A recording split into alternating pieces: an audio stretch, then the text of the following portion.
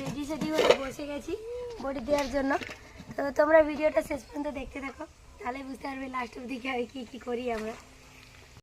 প্রচণ্ড রোদ বেরিয়েছে, তাকানো যাচ্ছে না, তার জন্য চাদরটা মাথায় দিয়ে রেখেছি যাতে তাকাতে পারি ঠিকঠাকভাবে।